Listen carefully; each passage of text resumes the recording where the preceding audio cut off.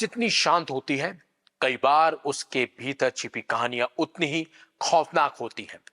कहते हैं इंसान अपने दुश्मनों से तो बच सकता है, लेकिन अगर खतरा अपने घर के अंदर छिपा हो तो उससे बच पाना लगभग नामुमकिन हो जाता है। जब भरोसा टूटता है तो उसकी आवाज बाहर नहीं आती, वो चुपचाप रिश्तों की दीवारों के बीच दम तोड़ देता है। लेकिन कभी कभी यही टूटा हुआ भरोसा एक ऐसे अपराध को जन्म दे देता है जो पूरे समाज को झकझोर कर रख देता है।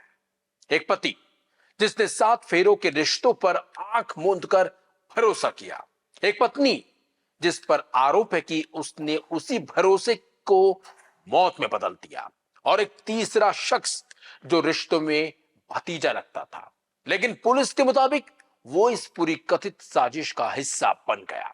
ये कहानी है प्यार, विश्वासघात, अवैध संबंध और एक सुनियोजित हत्या के आरोपों की।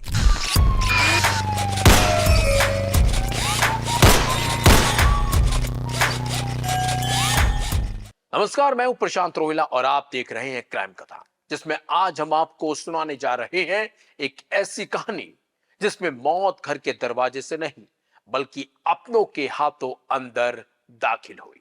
इस वीडियो को आप तक पहुंचाने में हमारी मदद की है केआर मंगलम यूनिवर्सिटी ने। उत्तर प्रदेश के इटावा जिले के सिविल लाइन थाना क्षेत्र के तोड़ा गांव से सामने आई इस घटना ने न सिर्फ पूरे इलाके को हिलाकर रख दिया, बल्कि एक बार फिर यह सवाल खड़ा कर दिया कि क्या रिश्तों की कीमत अब इतनी कम हो गई है कि उन्हें बचाने के बजाय खत्म कर दिया गया।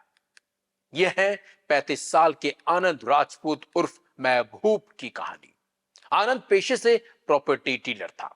परिवार के लोगों के मुताबिक उसकी जिंदगी सामान्य थी, लेकिन पुलिस जांच में सामने आया कि उनके घर के अंदर लंबे समय से एक ऐसा राज चल रहा था जिसकी जानकारी होने के बाद उनके जीवन में तनाव बढ़ने लगा था। पुलिस के मुताबिक आनंद की पत्नी आशिकी देवी और गांव के ही रहने वाले रिश्ते के भतीजे शिवम के बीच लंबे समय से प्रेम संबंध थे।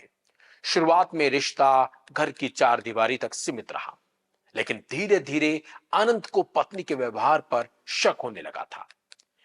जांच में यह भी सामने आया कि आशिकी कथित तौर पर एक अलग कीपैड फोन का इस्तेमाल करती थी।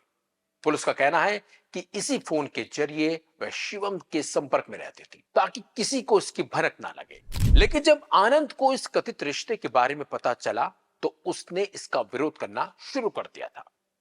मामला इतना बड़ा कि कुछ समय पहले उनकी शिकायत पर शिवम के खिलाफ मुकदमा भी दर्ज कराया गया था।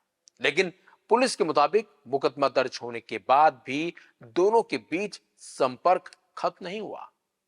कहते हैं हर अपराध की शुरुआत एक विचार से होती है, और जब इंसान किसी को अपनी जिंदगी की सबसे बड़ी रुकावट मानने लगता है तो सही और गलत के बीच की रेखा धुंधली पड़ने लगती है। आनंद लगातार दरअसल इस रिश्ते का विरोध करता था। यही वजह थी कि कथित तौर पर उसे रास्ते से हटाने की योजना बनाई गई। फिर आई वारदात की रात। तोड़ा गांव में सब कुछ सामान्य से दिखाई दे रहा था, लेकिन आनंद के घर के अंदर एक ऐसी साजिश अपने अंतिम चरण में पहुंच चुकी थी जिसके बारे में किसी ने सोचा नहीं था। बताया जा रहा है कि आशिकी ने अपने पति को दूध में नींद की गोलियां मिला दी। आनंद ने बिना किसी शक के दूध भी पी लिया। उसे नहीं पता था कि उसकी जिंदगी का आखिरी गिलास साबित होने वाला है। कुछ ही देर में दवा ने असर दिखाना शुरू कर दिया था। आनंद बेहोश हो गया था। इसके बाद वो शुरू हुआ जिसकी किसी ने कल्पना नहीं की थी। दरअसल आनंद के बेहोश होते ही आशिकी ने शिवम को फोन किया। बताया जाता है कि यह कॉल उसी कीपैड फोन से की गई थी जिसका इस्तेमाल वह चोरी छिपे बातचीत के लिए करती थी। शिवम घर पहुंचा। अब घर के अंदर 3 लोग मौजूद थे, लेकिन कुछ ही मिनटों बाद उनमें से एक हमेशा के लिए खामोश होने वाला था। बताया जाता है कि आशिकी और शिवम ने मिलकर अंगोछे से आनंद का गला घोट दिया। पोस्टमार्टम रिपोर्ट में भी मौत का कारण गला दबाना बताया गया, लेकिन कथित तौर पर हत्या करने के बाद भी दोनों यहाँ नहीं रुके। आरोप है कि दोनों ने पूरी वारदात को अलग एंगल दिखाने की कोशिश की, शव को पंखे के कुंडे से लटका दिया गया ताकि देखने वालों को लगे कि खुद इस शख्स ने अपनी जान ली है।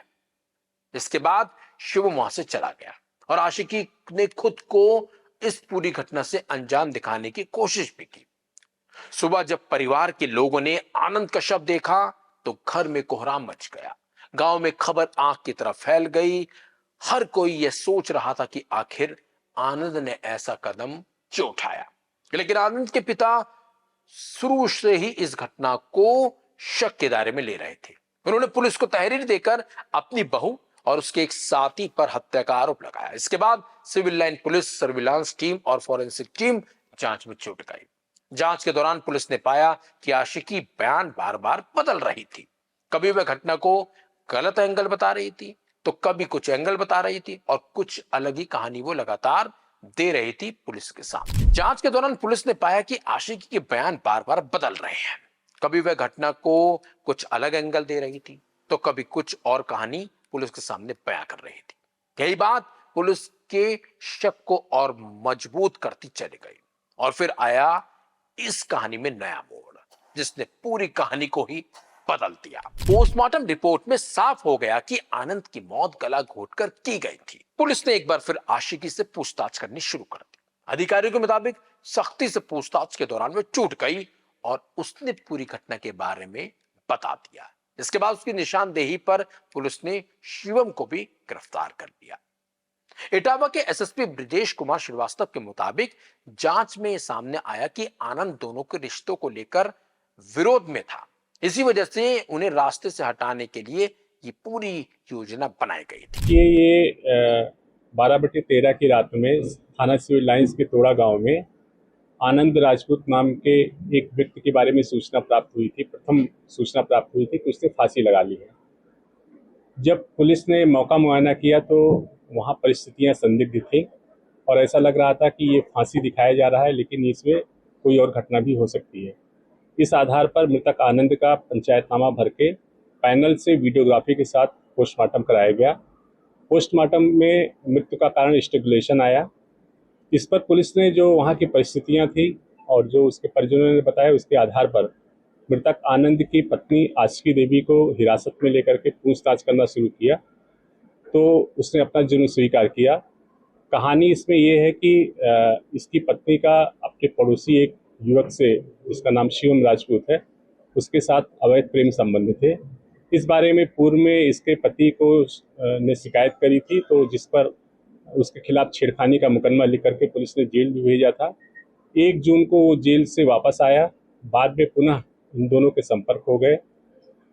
चूंकि लगातार ये पति इसका विरोध करता था, इसलिए पत्नी ने एक साजिश रची अपने प्रेमी के साथ और इन लोगों ने एक नींद की गोली दूध में 12/13 की रात्रि में आनंद राजपूत को दे दिया। जब वो अचेत हो गया तो एक गमछे से उसका गला घोट करके उसकी हत्या कर दी। जो शिवम राजपूत है ये बाहर से लॉक करके चला गया था और जाते वक्त मृतक की सोने की अंगूठी भी ले गया था। इस आधार पर पुलिस ने शिवम राजपूत की भी गिरफ्तारी करी। दोनों ने अपना जुर्म स्वीकार कर लिया है। आज दोनों जेल भेज रहे हैं और इसमें जो भी कड़ी विधिक कार्रवाई है वो हम लोग कर रहे हैं। जो महिला है इसकी उम्र कितनी है और जो युवक है उसकी उम्र कितनी है? महिला की उम्र लगभग 32 साल है और जो आरोपी उसका साथी है उसकी उम्र लगभग 22-23 साल है। कितने घंटों में से खुलासा करने वाली अपनी पुलिस को कितना इनाम दिया जाएगा? जो थाना सिविल लाइंस की पुलिस है उसने बहुत ही कम समय में पूरी घटना का खुलासा किया, दोनों अभियुक्तों को गिरफ्तार किया। इसके लिए 10,000 रुपये का पुरस्कार इनको नकद दिया जा रहा है और जो हमारे सीओ सिटी हैं, एसपी सिटी हैं, जो इसको लगातार पर्यवेक्षण करते रहे, उन्हें प्रशस्ति पत्र दिया जा रहा है। इटावा की यह घटना कई सवाल छोड़ जाती है। क्या कोई रिश्ता इतना बड़ा हो सकता है कि उसके लिए किसी की जान ले ली जाए? क्या प्यार के नाम पर हत्या को कभी सही ठहराया जा सकता है? सबसे बड़ा सवाल यही है। अगर इंसान अपने घर में सुरक्षित नहीं है तो फिर वह सुरक्षित कहां है? अगर आपको हमारी ये क्राइम कथा पसंद आई हो तो वीडियो को लाइक करें, चैनल को सब्सक्राइब करें और बेल आइकन जरूर दबाएं। मिलते हैं अगली क्राइम कथा में फिर से। नमस्कार।